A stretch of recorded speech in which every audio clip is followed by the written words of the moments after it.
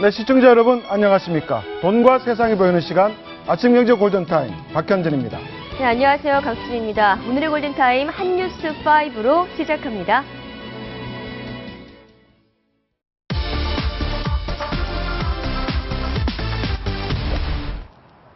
커리어 그랜드슬래머 박인비가 자신의 그랜드슬램을 놓고 왈가왈부한 외신 보도에 불쾌감을 드러냈습니다. 자신이 우승했던 에비앙 마스터스가 1년 뒤에 메이저 대회로 승격했기 때문에 그랜드슬램이 아니라는 지적에 발끈한 겁니다. 저는 아직도 에비앙에 가면은 패스트 챔피언의 대우를 받고 또 에비앙 챔피언십 트로피도 우리 집에 있고 저는 5개 메이저, 지금 현존하는 메이저의 트로피가 저희 집에 다 있습니다. 그런 주장은 자신이 한국인이기 때문이며 승승장구하는 한국 여자 골프를 시샘하는 미국 골프계의 시선에서 비롯됐다는 겁니다. 스테이시 루이스 선수, 아니면 폴라 크리머 선수, 미셸리 선수가 이렇게 다른 4개의 다른 커리어 그랜드슬램을 하고 또 에비앙에서 승격되기 전에 우승을 했다면 미국 언론에서는 오히려 그거를 진정한 커리어 그랜드슬램이다. 이렇게 진정한 골프 여제 박인비는 이러한 논란에 개의치 않고 더욱 원대한 목표를 제시합니다. 세계 명예의 전당 그리고 LPGA 명예의 전당 2 명예의 전당에 입성하는 게 제일 큰 목표고요. 박인비는 올해 첫 국내 무대인 제주 삼다수 마스터스에서 국내 팬들과 만납니다. 채널A 뉴스 이원주입니다.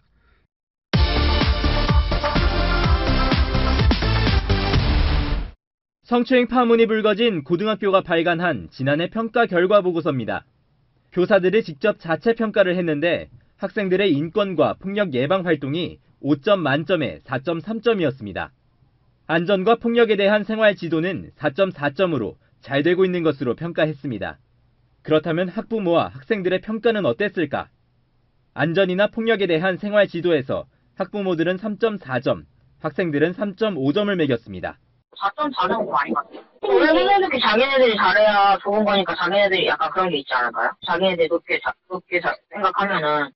이 학교에서는 지난해 5명의 교사가 상습 성추행을 저질렀는데도 평가 항목에 성범죄는 아예 빠져 있습니다. 교내 성범죄에 대한 조사는커녕 학부모들의 문제 제기를 은폐하기에 급급했습니다.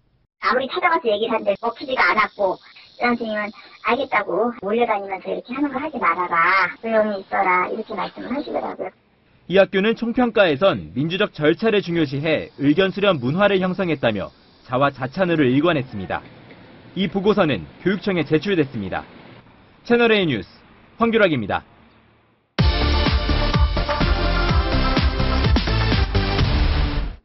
트럭 짐칸에서 연기가 솟아오릅니다.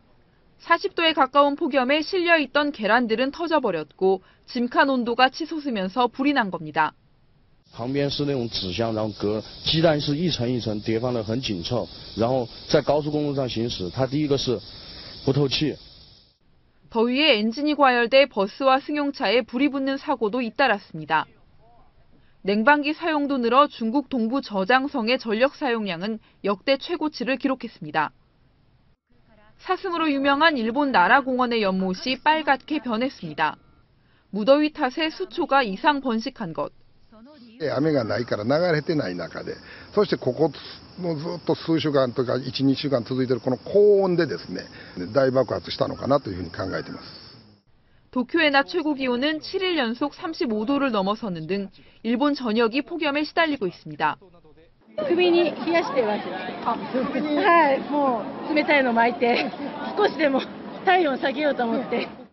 기록적인 더위에 지난주에만 25명이 목숨을 잃었고 만여 명이 열사병으로 병원을 찾아야 했습니다.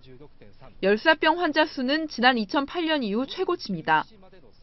일본 정부는 무더위가 이달 중순까지 계속될 전망이라며 각별한 건강 관리를 당부했습니다.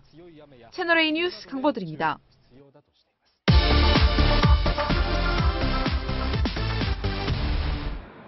안양시가 193억여 원을 들여 지난해 10월 완공한 호계 복합청사. 한 달 뒤 개관식에서 새누리당 심재철 의원은 청사 정문 앞 화단에 기념식수를 심고 머릿돌을 세웠습니다. 예산을 많이 확보한 것을 고마워한 주민들이 먼저 제안했다는 것이 심 의원 측 설명입니다. 하지만 시청이나 구청에게서 승인받는 절차는 건너뛰었습니다. 새정치연합에서는 9개월이 지난 시점이지만 총선을 앞두고 홍보 목적으로 머릿돌을 세운 것은 문제가 있다는 주장을 펴기 시작했습니다. 시유지에 국회의원이 임의로 기념식수와 그 치적비를 설치한 겁니다. 이 부분에 대해서 선거법 제113조 당에서 설치할 수 없는 것으로 판단되어서 선거구민과 연고가 있는 기관, 단체, 시설에 기부행위를 할 수 없도록 하는 공직선거법을 어겼다는 겁니다. 심의원은 논란을 일축했습니다. 머릿돌을 세우기 전 선관위로부터 문제가 없다는 답변을 받았고 건립비용도 자비로 냈다고 말했습니다. 시민들의 반응은 엇갈렸습니다. 지역 주민들에게 절대적으로 힘이 돼주고 도움이 되는 그런 일들을 해야지 저렇게 공공부지에 자기 개인의 어떤 철공부를 세워놓고 자기 이름을 걸고 하는 비석이다 보니까 앞으로 저 시민들한테 있어서 더 모범이 될 수 있고 선관위는 위법사항이 있었는지 종합적으로 검토하기로 했습니다. 채널A 뉴스 김정호입니다.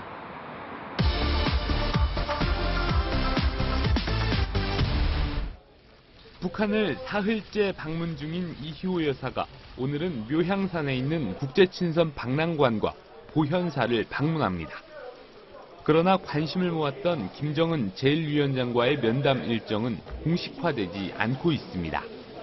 하지만 이 여사 측이 당초 계획했던 공식 일정을 모두 끝낸 만큼 면담은 언제든 이뤄질 수 있다는 관측입니다. 북한이 관례적으로 최고 지도자와의 면담을 불과 몇 시간 전에 알려주는 만큼 이 여사와 김정은의 면담도 비슷한 과정을 거칠 것으로 보입니다. 앞서 방북 이틀째인 어제 이희호 여사는 평양에 있는 고아원과 양로원을 차례로 방문했습니다. 이 여사가 방문한 고아원은 지난해 10월, 양로원은 이달 초 각각 새로 지어 김정은이 방문한 곳입니다. 명당 자리에 평양 육아원 애육원과 함께 평양 양로원까지 일떠섬으로써 이 지구가 위대한 수령님들의 인민사랑이 집대성된 곳으로 양로원 방문 일정은 북한에서 추가로 이 여사 측에 제안한 것으로 알려졌습니다. 이 여사는 준비해간 털모자와 목도리, 의약품 등의 인도 지원 물품을 전달했습니다. 이후 옥류관에서 오찬을 한 뒤 묘향산에 도착해 북한에서의 이틀째 밤을 보냈습니다.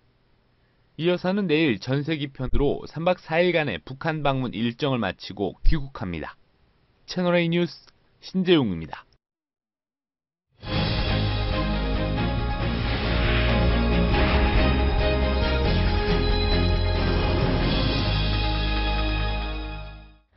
오늘의 골든타임 박상헌 공간과 미디어 연구소 소장, 민영삼 포커스컴퍼니 전략연구원장, 정철진 경제 칼럼니스트, 그리고 김태현 변호사 네 분과 함께합니다. 어서 오세요. 네. 어서 오십시오. 네, 최경환 부총리가 롯데그룹에 경고 메시지를 남겼습니다. 지배구조를 들여다보는 것뿐만 아니라 자금 흐름까지 면밀하게 지켜보겠다.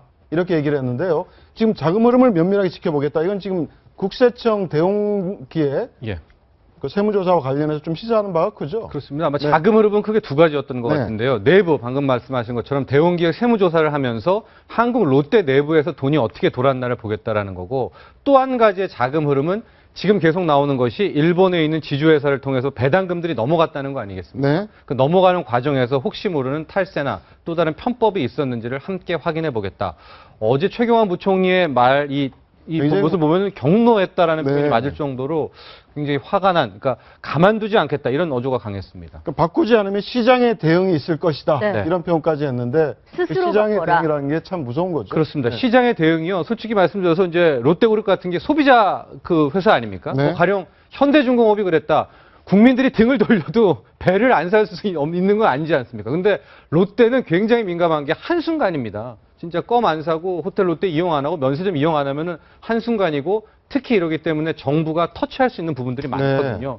그래서 시장이 가만히 있지 않겠다라는 것은 실은 정부가 좌시하지 않겠다. 이렇게 보면 될 것 같습니다. 네, 저희가 어제 그 호텔 롯데의 지분 72.7%를 가진 일본의 L투자 회사의 정체에 대해서 많은 얘기를 나눠봤는데 어제 얘기를 나눌 때는 사실 신격호 총괄 회장이 소유함으로 알고 있었죠. 그렇죠. 많은 입김을 미치고 있는 거 아니냐라고 했었는데 신동빈 회장이 11곳 중에 9곳을 갖고 있다. 12곳 중에 했습니까? 그렇습니다. 총 이제 10곳으로 나온 보도도 있고 9곳이라는 보도가 있는데 어제 저녁에 보도에 따르면은 기자들이 가서 그 L투자회사의 등기부 등본을 띄워봤습니다. 10곳에 해당하는.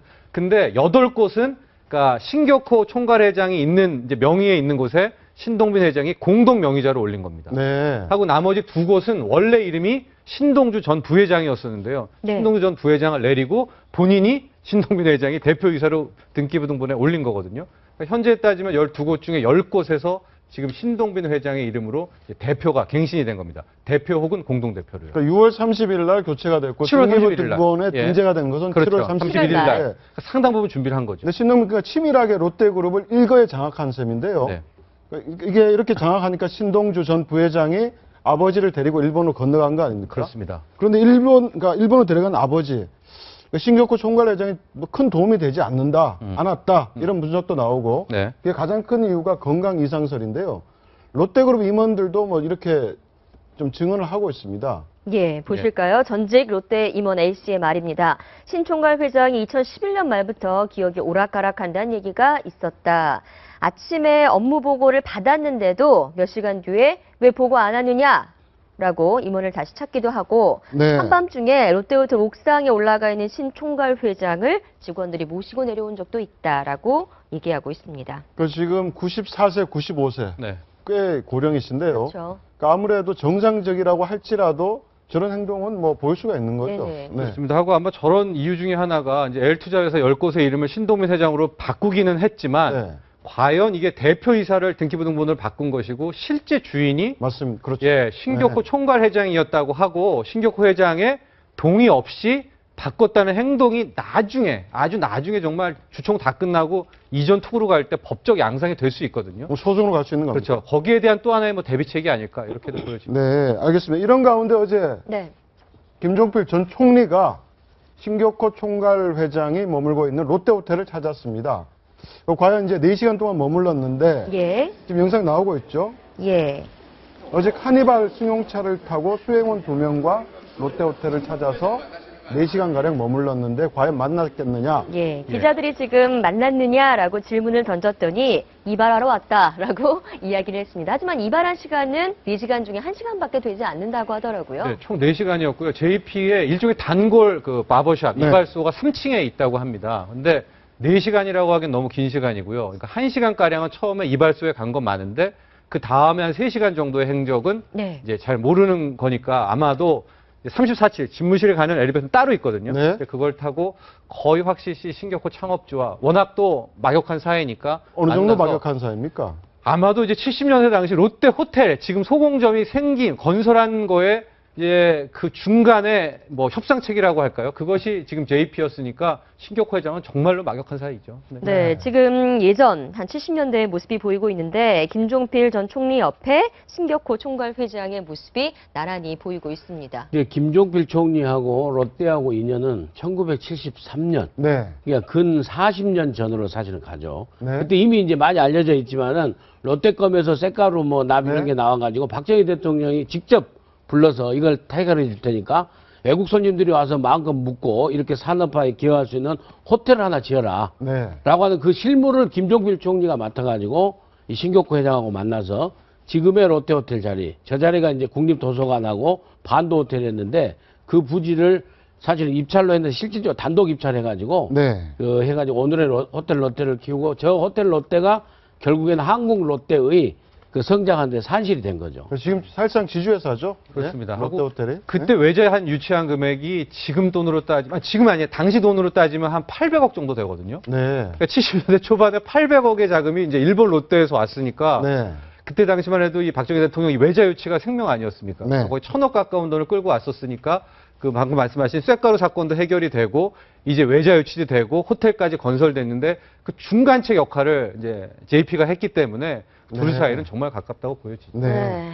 경영권 분쟁으로 각종 구설에 휘말릴 롯데그룹. 그런데 말입니다. 우리나라 피겨스케이팅의 대표 선수 김연아 네. 선수이지 않습니까? 근데 김연아 선수와 일본의 아사다 마오 선수가 약간 미묘한 경쟁을 벌이고 있을 때 롯데가 아사다 마오 선수를 후원한 사실이 알려져서 또 한번 논란이 되고 있어요. 네, 저기 잠깐 나왔다가 없어졌던 사실인데 지금 영상이 있을지 모르는데 아사다 마오가 이렇게 뭐 인터뷰하고 스케이트 타고 들어오다 이렇게 네. 화면 중에 스케이트가 있고 거기에 가나 초콜릿이 이렇게 있는 네. 그 영상이 저겁니다. 예. 예. 저기 한때 반짝했었거든요. 근데 네, 네. 가나가 롯데 거 아닙니까? 네. 그래서 네티즌이 잠깐 비난이 있었다가 이제 수면 위로 가라앉았는데 지금 다시 저게 급부상하면서 특히 그게 가장 첨예하게 김연아 선수와 아사다 마오가 붙었을 때 롯데는 은근슬쩍 가나 CF 모델이라는 이유로 일본에서는 계속 지속적으로 아사다 마오를 후원하고 있었다. 이 사실들이 다시 재불거진 겁니다. 예, 지금 보시는 네. 영상이 아사다 마오가 찍은 광고 영상입니까? 네. 광고 예. 영상이죠. 네. 네. 가나 CF. 광고 영상입니다. CF인데 실제 저 운동복에도 롯데 로고가 들어간 운동복을 입었다고 하고요. 당시 공식 후원을 했다고 합니다.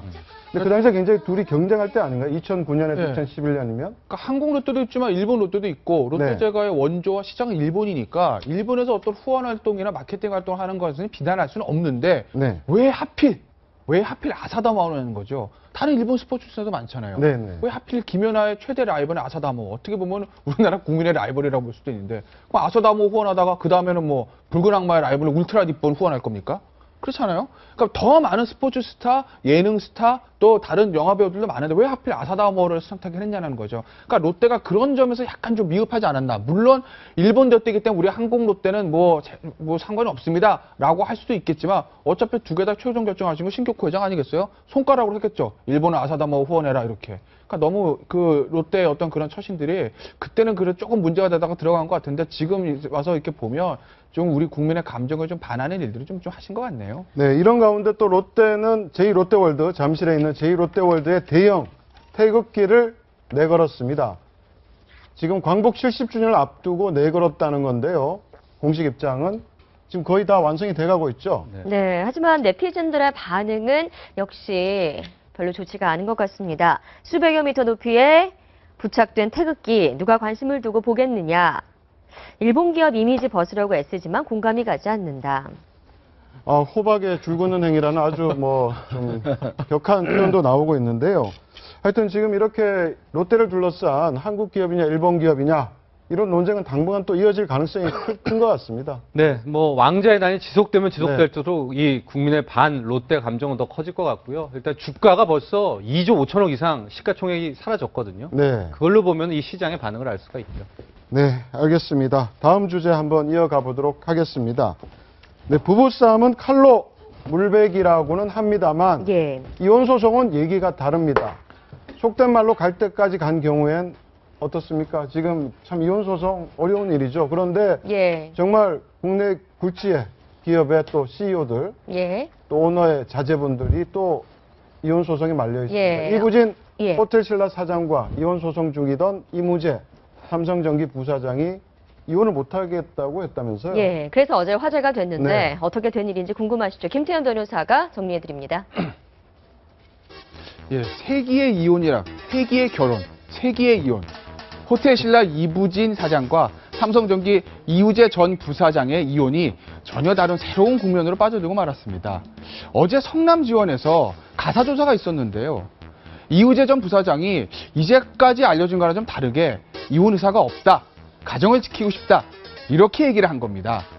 이제까지 알려진 바에 따르면 두 사람 어느 정도 이혼의 의사는 합치는 했는데 양육권과 재산 분할 문제에서 이견이 있다, 이렇게 알려졌습니다. 그런데 어제 이우재 전 부사장이 이혼 의사가 없다, 가정을 지키고 싶다, 이렇게 명백하게 밝힘으로써 앞으로 재판은 아주 새로운 국면으로 빠져들게 됐습니다.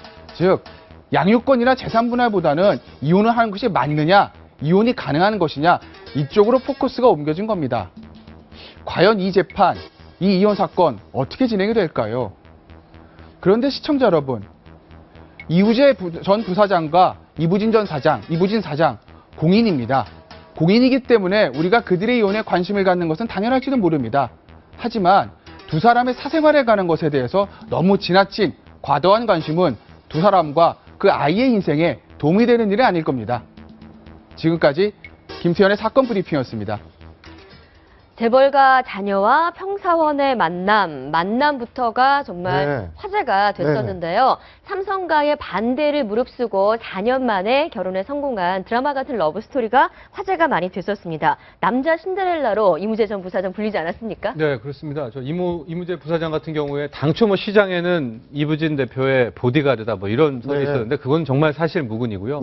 같이 이제 1994년 삼성그룹의 공채 동기입니다. 이제 지금은 어떨지 모르는데 당시만 해도 이제 신입사원 공채를 되면은 한 3개월 넘게 숙박. 네, 한 달 동안 숙박도 하고 봉사도 다니고 네. 물건도 팔러 다니고 이런 시스템이 있는데 그때 이제 일단은 가까워졌었고요. 사건은 그 사건이 아니죠. 이제 그 다음에 사랑이 튼 게 뭐냐면 삼성가에서 이제 장충동에서 한남동으로 이제 이건희 회장이 자택을 옮기는 이제 이게 삼성 내부에서 일명 한남동 프로젝트라고 하는데 네. 이제 그 이사하는 프로젝트를 진행을 합니다. 근데 네. 이때 당시에 이제 이무재 전 부사장이 이 삼성 그 한남동 프로젝트의 멤버로 발탁이 돼서 이 한남동 집 거기 있는데 이제 매일 간 거예요. 네. 거기에 이 이부진 대표도 오니까 이제 자기 집이 되니까 이제 그때 하면서 이제 사랑에 싹트게 됐고 이로부터 4년 후에 이제 결혼을 하게 되는 이게 러브 스토리고요. 보디가드 뭐 이런 거는 근데 이건희 회장 네. 부분은 굉장히 반대가 심했었죠, 당시에. 이제 그렇다고 들려지고 네. 있습니다. 예. 네. 예. 근데 그걸 다 무릅쓰고 결혼을 했는데 왜 이렇게 헤어지려고 하는 겁니까? 또 그리고 다시 또 마음을 돌린 이유.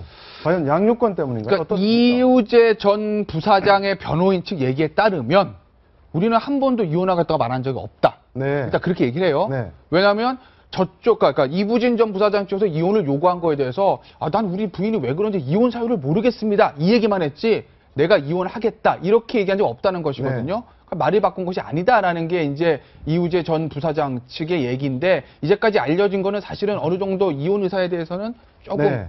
이무죄 이제 조금 합치가 됐다 이렇게 알려지고 있는데 글쎄 이게 일반적인 경우로 이게 이 사건은 그렇다는 거 아니에요. 일반적인 경우에 이혼의 어떤 의사가 사실 좀 틀어지는 경우에 남자든 여자든 갑자기 나 이혼하지 않겠습니다라는 얘기는 양육권 그거보다는 재산분할에 대해서 어떤 이슈 때문에 하는 것이 제일 많아요. 일반적으로는. 이 경우가 그런지는 저도 잘 모르겠어요. 예. 근데 이무재 전 부사장 측에서 지금 양육권에 대한 거 재산분할에 대한 거 두 개가 이제 이슈가 지금 맞지 않는 건데 뭐 때문에 그런지는 조금 소송의 결과를 지켜봐야 되겠으나 어찌됐건 지금 상황에서는 양육권이나 재산분할보다는 이혼이 되느냐 아니냐 먼저 선행이 결정되고 그 다음에 이제 양육권과 재산분할로 넘어가게 되겠죠. 네, 이무재 삼성전기 부사장이죠. 예. 현 부사장입니다. 지금 보면 네. 이혼 소송을 먼저 제기한 건 이부진 사장으로 알려져 있습니다. 일반적인 경우에 이혼 소송에서 합의가 이렇게 안 될 경우 어떻게 진행이 됩니까? 그러니까요. 이게 애초에 조정도 실패를 했어요. 그리고 본 소송으로 들어가고 소송의 첫 단계는 이제 가사조사라고 그래가지고 판사가 아니라 이제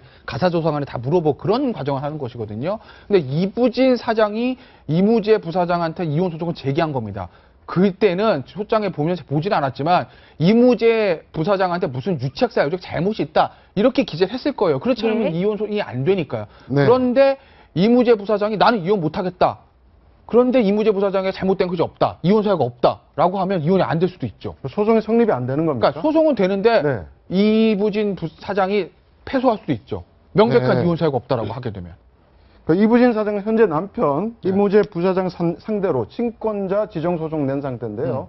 어떻습니까? 지금 현재 양육권이 그럼 친권은 남편에게 있다는 겁니까? 어떤 그거는 겁니까? 이제 이혼을 우리가 하게 되면 이혼을 해달라, 위자료 얼마 달라, 재산분할 얼마 달라, 양육권과 친권은 나로 지정돼 이렇게 내거든요. 네. 그러니까 친권은 원칙적으로 부부 공동 친권이에요. 그러니까 지금도 친권은 공동, 그러니까 친권과 양육권 좀 다른 건데 친권은 이제 양육권 애를 키우는 그 권리고 친권은 양육권에다가 이제 뭐 미성년자면 부모가 동의하고 뭐 이런 거 있잖아요. 재산 어떤 관계에 대해서 그런 것까지 포함한 좀 포괄적 개념인데 일단 친권은 두 부부가 공동으로 행사하는 거고 현재 아이는 그 이부진 사장이 키우고 있죠. 네. 그런데 그 이무재 부사장 입장에서는 내가 키우겠다는 얘기입니다. 네. 양육권도 나한테 주고 그 문제를 얘기를 하고 있는 건데 일단 이무재 부사장 입장에서는 이혼 사유도 없다. 나는 가정을 지키고 달라. 이혼하고 싶으면 해봐. 이거죠. 네. 과연 이제 이부진 사장이 어떤 카드를 꺼내야 될까? 막 특별한 이혼 사유를 뭘 이제 들이댈 것인가? 그 부분이 문제인 그러니까 이런 이혼 소송이 굉장히 길어질 가능성도 있겠네요. 이렇게 나온다고 그러면. 원칙적으로 굉장히 길어질 가능성도 있는데 제가 네. 봤을 때는요. 이거 판결까지 가지 않고요.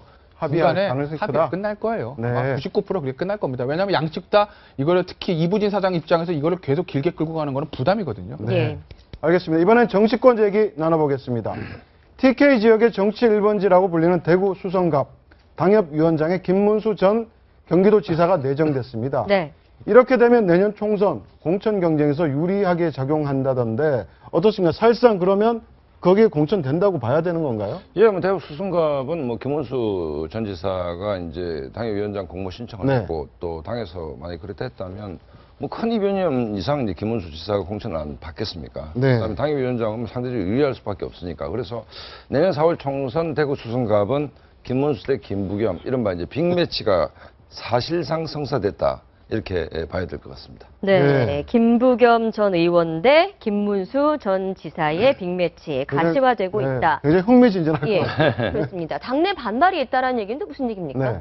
당내 반발보다는 이제 김문수 지사가 왜 이제 고향인 대구로 갔느냐의 부분에 대해서 이해를 못하는 분들이 이제 다수죠. 왜냐하면 김문수 지사는 새누리당이 갖고 있는 유력한 차기 주자군 가운데 하나. 네. 그러면 우리가 장기판에 말을 놓을 때 총선 전략을 짜야 될 때 김문수 지사는 뭐 예를 들어서 서울 종로로 나갈 수도 있고 여러 가지의 쓰임새가 있는데 본인이 굳이 상대적으로 뭐 새누리당이 안전한 대구로 가겠다 했던 부분에 대해서 좀 몸을 사린다, 좀 안전한 길을 택한다, 뭐 이런 의미입니다. 예를 들어 총선 전략을 당 지도부가 이제 김무성 대표, 뭐 우리 김문수 지사, 뭐 오세훈 전 시장 네. 이런 분들은 이제 소위 지도자급 아닙니까? 지도자급이면 우리가 차포마상 말을 놓는데 네. 굉장히 전략적으로 둘 수도 있는데 본인이 선뜻 대구로 가니까 김문수라는 말을 더 이상 쓸 수가 없게 됐잖아요. 그러니까 그런 부분에 대해서 이제 진짜 많은 전문가들이 저도 개인적으로 뭐 이제 정치권에 있는 지인들과 소주 나누면서 김문수 지사가 대구 간 거 어떻게 생각하냐 뭐 이렇게 얘기를 해보면 이해가 된다는 사람이 한 사람도 없습니다, 사실.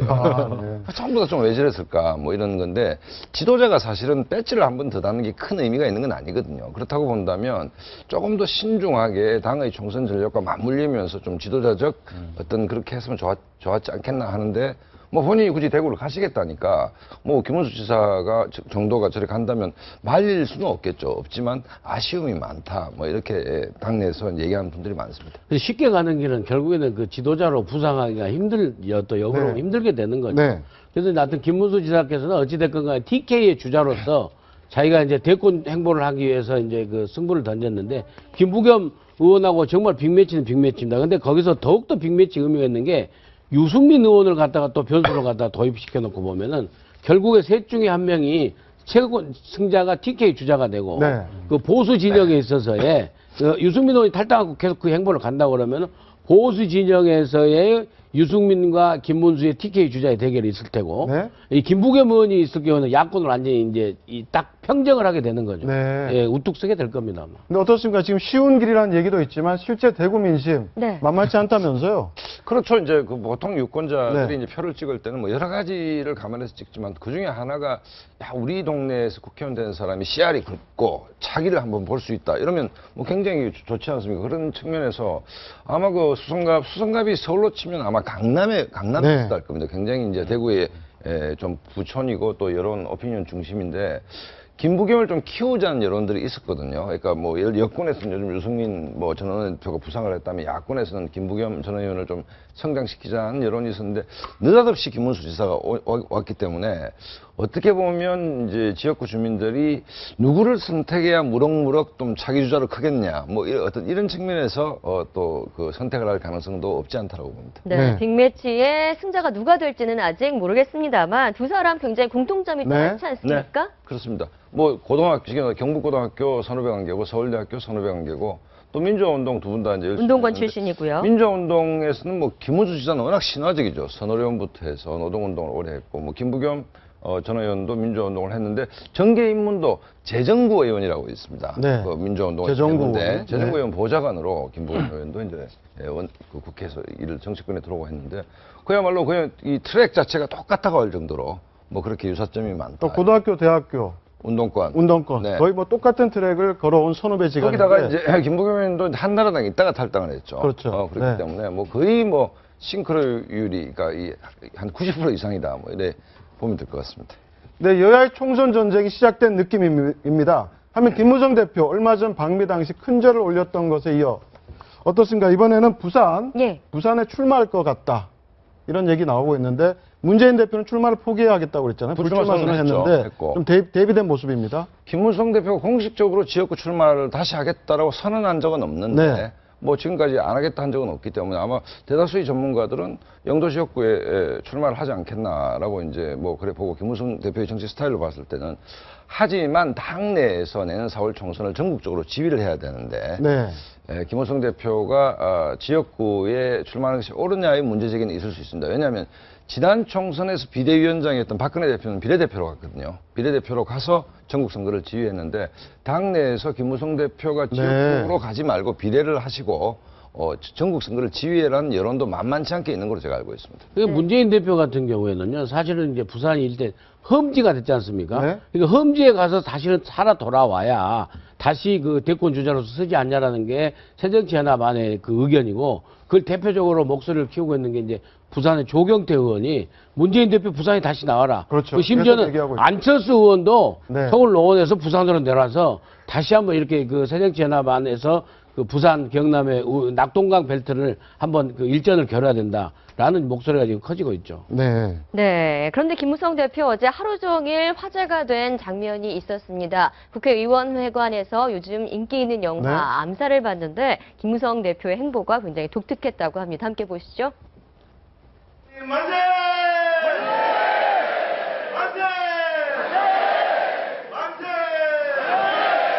한국식으로 절 2번 하겠습니다. 네.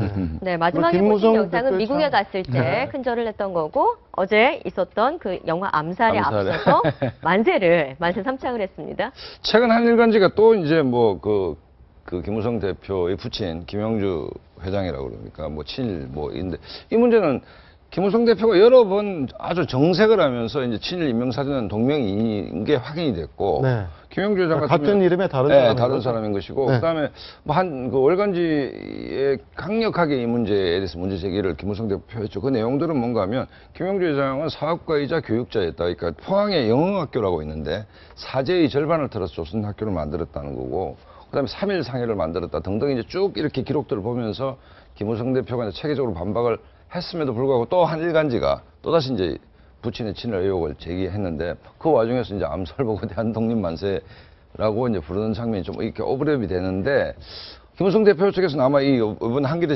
그 어떤 기사 내용에 대해서 또 다시 좀 이제 반박을 할 거라고 봐지지만, 월간지에서 충분한 내용들이 나와 있고, 뭐 확인된 내용으로 보면 김영주 회장은 팩트만 놓고 보면 조선인 한글학교를 만들었고, 영어학교를 만들었고, 그 다음에 뭐 3일 상해라는 3일 운동을 뭐 이렇게 상징하는 그런 어떤 그 민족 자본가이자 일종의 애국 독립운동가였다. 뭐 이게 확인이 된 측면이 있기 때문에 뭐 그런 측면에서 어쩌면 퍼포먼스를 안 했나 싶습니다. 그리고 이제 미국 가서 큰절하는 것도요, 자꾸 이제 설왕설래가 있긴 하지만은 제가 보기에는 아주 자연스러운 거라고 봅니다. 그러니까 미국하고 중국하고 한국에 있어서 전혀 달라요. 그러니까 6.25 전쟁 때 미국은 우리한테 와서 몇만 명이 죽어간 혈맹이고, 중국은 6.25 전쟁 때 중국 때문에 우리가 지금 분단된 거예요. 그렇기 때문에 지금에 와서는 외교기 때문에 중국과 경제동맹이고 미국과는 혈맹이기 때문에 충분히 우리한테 고마움을 표현해서 한국식으로 큰절 2번 할 수 있는, 우리가 그 추석에 그 성모에 가서 조상들에게 큰절 하듯이 고마움의 표현을 충분히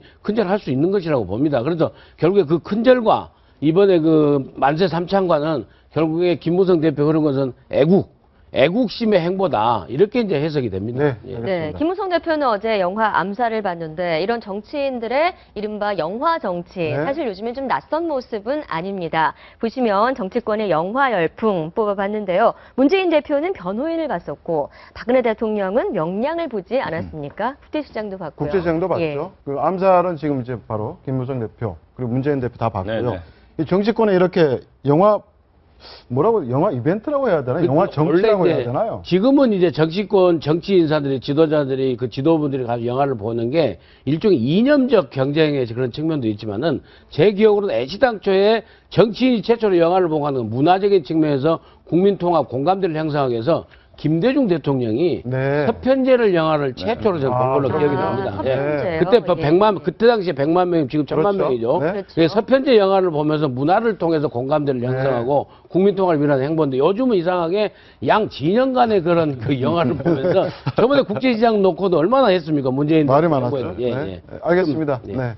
무더운 여름밤을 달래주는 축제, 경복궁, 창경궁 야간문이 곧 열리는데요. 온라인 예매가 시작되자마자 5분 만에 티켓이 매진됐다고 합니다.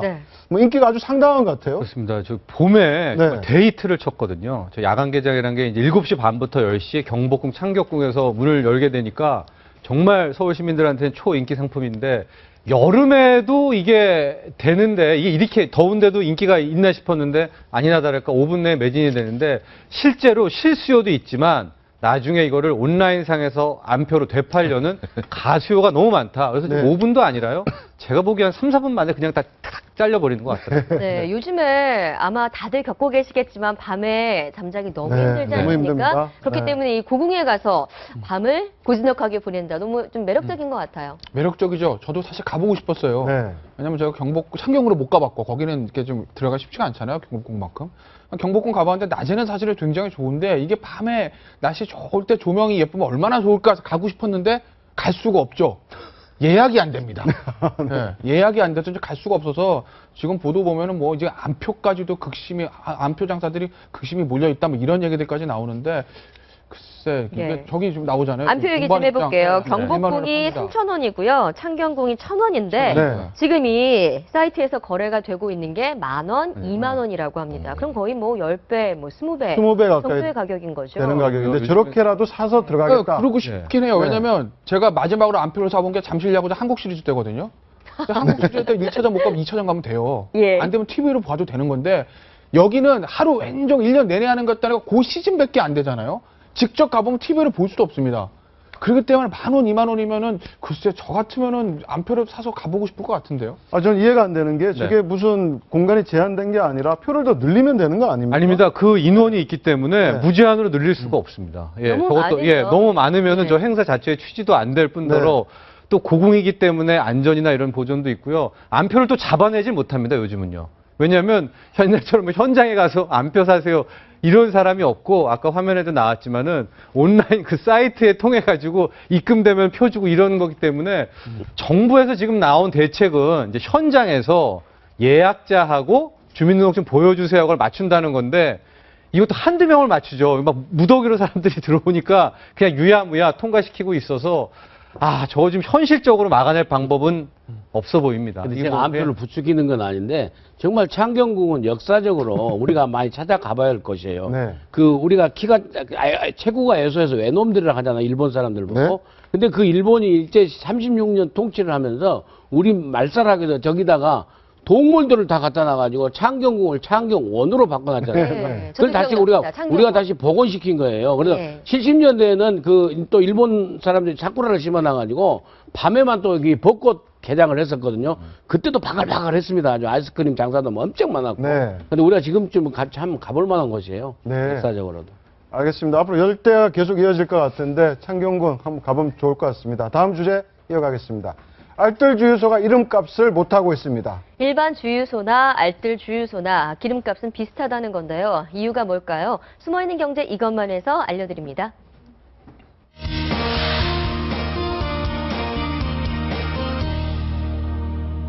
네, 유용하고 재밌는 숨어있는 경제 이것만. 오늘은 이름값 못하는 알뜰 주유소에 대해 알아보겠습니다. 2011년 첫 선을 보인 뒤 이제 4살이 된 알뜰 주유소. 하지만 알뜰 주유소가 처음 도입된 4년 전과는 달리 저유가가 지속되면서 정유사 공급 가격이 비슷해져 알뜰 주유소가 이제 더 이상 알뜰하지 않게 돼버렸는데요. 한국석유공사가 운영하는 유가 정보 사이트 오피넷에 따르면 알뜰 주유소의 기름값이 인근 일반 주유소와 별 차이가 없었습니다. 실제로 서울 영등포구의 한 지역에서는 한 블록 차이를 두고 위치한 일반 주유소와 알뜰 주유소의 기름값이 10원 단위까지 똑같았고요. 주유소 4개가 한데 모여있는 경기도 고양시의 한 도로변의 경우 알뜰 주유소의 기름값이 그중에서 가장 비쌌습니다. 게다가 알뜰 주유소가 일반 주유소보다 저렴한 경우에도 알뜰 주유소 상당수가 셀프 주유 방식이고 또 카드사 할인 등도 없다는 점을 고려하면 오히려 손해인 경우가 많았는데요. 알뜰 주유소의 의미가 퇴색된 건 아닌지 다시 한번 생각해봐야 할 것 같습니다. 그럼 숨어있는 경제 이것만 다음 시간에는 더 유익한 정보 가지고 돌아오겠습니다. 네, 모두가 궁금해하는 연예계 뒷이야기, 연예가 핫이슈와 함께합니다. 네, 김태현 변호사와 함께 류대산 연예 전문 리포터 모셨습니다. 어서 오세요. 네, 안녕하십니까. 네. 오늘 첫 번째 이야기는 바로 소녀시대 얘기입니다. 네. 그룹 소녀시대와 제시카 완전히 갈랐었죠. 네네. 첫 번째 얘기 한번 2세대 아이돌 걸그룹의 제도야. 한번 풀어보죠.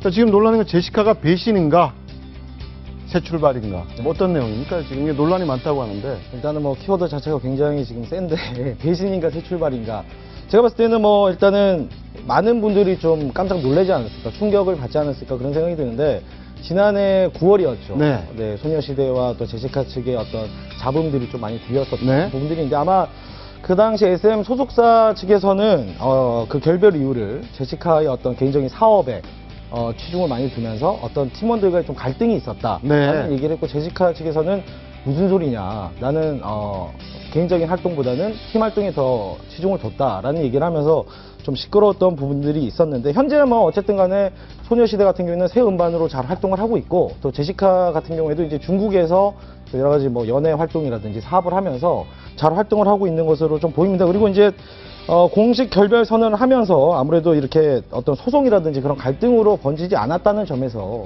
두 양측 간에 그래도 좋은 방향으로 잘 해결이 돼서 배신이라는 말보다는 좀 새 출발 쪽으로 많은 분들이 좀 봐주시면 좋지 않을까. 그러니까 제시카와 소녀시대의 새 출발. 네. 근데 이제 그런 부분은 좀 있을 수 있을 것 같습니다. 이제 제시카가 이제 개인적으로 뭐 솔로 가수로 나온다든지 그랬을 때 어떤 소녀시대 입장이라든지 아니면 소녀시대 팬들의 입장에서 어떤 반응을 보일지는 저희가 이제 좀 더 지켜봐야 되지 않을까. 네, 예, 그러니까 뭐 솔로 가수로 한국 시장에 데뷔하는 것은 아직 좀 이른감이 있다라는 얘기가 나오고 있더라고요. 연예계 내부 분위기는 좀 어때요? 내부 분위기도 사실은 이게 굉장히 조심스럽긴 한데 이제 뭐 소녀시대 같은 경우에는 또 새 음반으로 잘 활동을 하고 있고 또 제시카 같은 경우에도 이제 중국에서 어떤 그 활동을 할 때 어떤 기자가 인터뷰를 했는데 일단은 중국에서 좀 더 활동을 할 것 같다는 그런 모습들이 비추더라고요. 그래서. 또 궁금한 건 지난해 9월에 사실상 탈퇴를 했지 않습니까? 제시카가 탈퇴를 했는데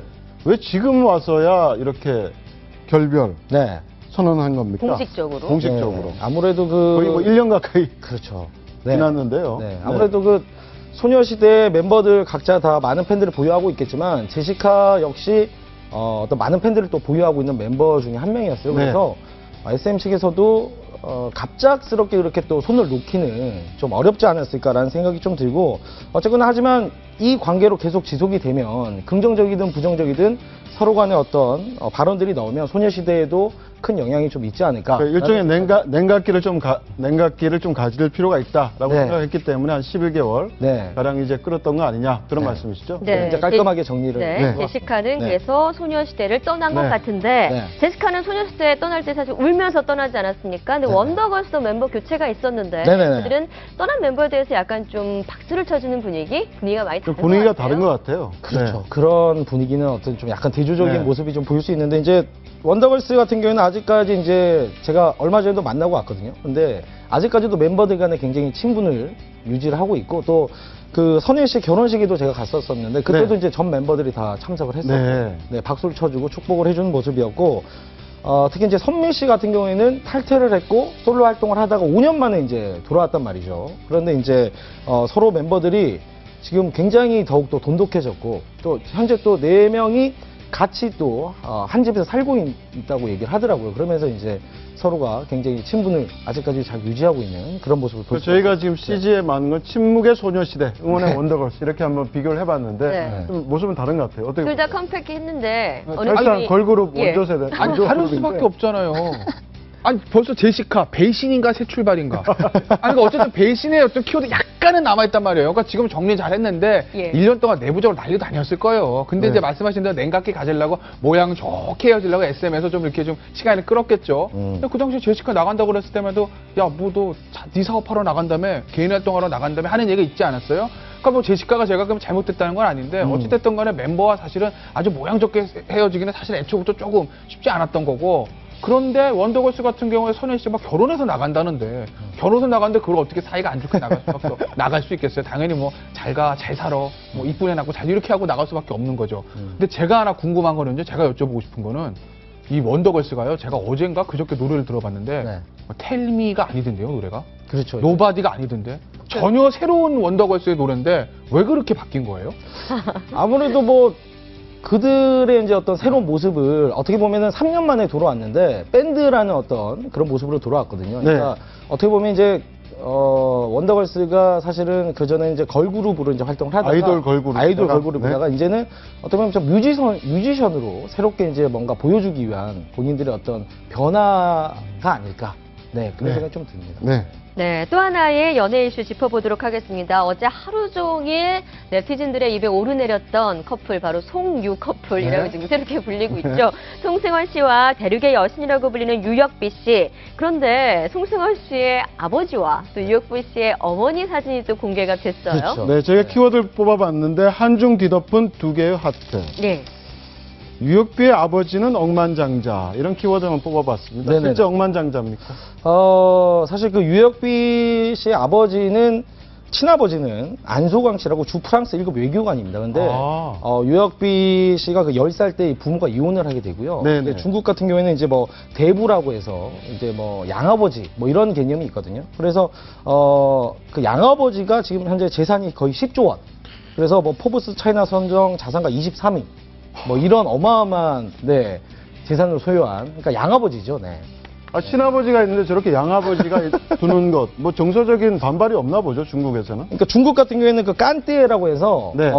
역사적으로 그 양부모 어떤 관계를 맺는 풍속이 있다고 해요. 네. 그래서 이제 감정을 굉장히 중시하는 어떤 그런 역사적인 풍속이 있어서 존경한다는 표현을 다 어떤 표현을 하지 못하기 때문에 양아버지 또 양딸 뭐 이렇게 삼으면서 그런 모습들을 네, 보여준다. 예, 포브스 선정, 포브스 차이나 선정이죠. 자산가 네. 23위. 네. 그리고 재산 10조 원이면 참 어마어마한 억만장자 맞는 것 같습니다. 이제 부럽죠. 네. 예, 이런 풍속. 네. 아까 제가 여쭤봤던 것도 네. 그 뭐 송승헌 씨의 아버지와 네네. 유혁비 씨 어머니 사진 얘기 또 무슨 얘기입니까? 일단은 굉장히 우월한 유전자다. 역시 뭐 그 어머니 그 딸이다라고 얘기할 수 있는데 유혁비 씨는 그런 얘기를 했어요. 외할머니가 가장 예쁘고 그 다음에 우리 어머니 그리고 내가 제일 못생겼다 뭐 이런 얘기를 했는데 지금 현재 사진 나오는데 이제 네. 송승헌 씨죠. 그리고 아버지. 네. 아버님이 정말 외모가. 네, 그렇죠. 그러니까 그렇죠. 그러니까 예. 결국에는 이제 그 아버지 그 아들이고 그 네. 어머니 예. 그 딸이다. 네, 저기 이제 예, 바로 옆에 어머니. 오른쪽이 그렇죠. 네. 여친인가요? 이게 아, 굉장한 굉장한- 미인이시네요, 네. 정말. 네, 어머니를 보는데도 설레네요. 네, 어쨌든 네, 굉장히 엄청난 미인이시고요. 근데 외할머니가 더 미인이다라고 이제 유혁비 씨가 얘기했는데 네. 외할머니 사진도 한번 보고 싶네요, 개인적으로. 얼마나 아름다우신지. 네, 네. 그렇습니다. 네. 그러니까 자기가 가장 못생겼다고 얘기하는. 자기가 제일 분이 있고 못생겼다. 예. 많은 여성들은 기분이 별로 안 좋을 것 같습니다. 네. 뭐, 네, 예뻐지세요. 네. 네. 네. 네. 지금 사진이 계속 나오고 있는데. 왼쪽이 어머니인가 보죠? 그러니까 그거를, 예, 그렇죠. 옛날 왼쪽이 사진. 어머니고 아마 왼쪽은 지금 외할머니, 외할머니라고 어머니 합니다. 뭐 이렇게인 것 같은데 저 사진들이요. 헤어스타일이 저런데도 아름다우신 거는 네. 대단한 거죠. 지금 헤어스타일이 굉장히 독특한데도 너무 미인이시다 보니까. 저는 뉴욕비 씨보다는 네. 그 어머니가 더 미인이라는데 한 표를 던지겠습니다. 역시. 왜냐면 그 옛날에 그 어떤 옛날의 사진 기술이나 지금 그 나이를 감안해 보면 그렇죠. 네. 유혁비 씨가 그날 어머니 나이에 되면 어머니 정도 미모를 간직할 수 있을까? 제가 유혁비 씨 팬임에도 불구하고 네. 좀 지켜봐야 될 것 같아요. 일단은 뭐 김태현 씨 나이대에서는 어머니가 더 좋을 수 있겠죠. 제 나이 때도 유혁비 씨. 아, 그런가요? 네, 알겠습니다. 젊어요 아직. 네, 그 얘기는 밖에 나가서 하시도록 하고요. 네, 자. 벌써 이게 네 번째 한중 커플인데 어떻습니까? 이렇게 한국과 중국 간의 커플. 네. 앞으로 계속 이어질 가능성이 있을까요? 그렇습니다. 지금 일단 송승헌, 리우페이 커플에 앞서서 네. 그 영화 만추로 또 이렇게 인연을 맺었죠. 우리 김태훈 감독하고 중국 여배우 탕웨이. 네. 이 커플이 있었고요. 그리고 배우 채림과 중국 배우 가오찌찌. 네. 그리고 어떻게 보면 원조 한중 커플이라고 할 수 있습니다. 이 각국의 탁구 국가대표였던 안재영 그리고 자우주미 부부. 네. 네, 이렇게 네 커플이 있을 수 있는데 근데 사실은 이제 한중 합작 작품들이 많이 나오면서 한류의 교류가 많아지면서 앞으로도 또 많은 그런 커플들이 탄생하지 않을까. 네. 개인적으로 저도 좋아합니다. 알겠습니다. 네. 오늘 연예가 소식 여기까지 짚어보겠습니다. 네. 고맙습니다. 네. 감사합니다. 경주 세계문화 엑스포는 롯데 면세점과 서울 소공동 롯데호텔 서울에서 실크로드 경주 2015 성공 개최를 그렇죠. 위한 업무 협약을 체결했습니다. 이번 업무 협약으로 롯데 면세점은 행사 기간 중 면세점과 스타 에비뉴를 조성합니다. 경주 보문단지 내 엑스포 공원에서 열리는 실크로드 경주 2015는 40개 나라 만여 명의 외국인들이 참가하는 문화 박람회로 세계 각국의 문화가 소통하고 융합하는 자리가 될 전망입니다. 네, 지금까지 아침 경제 골든타임이었습니다. 고맙습니다.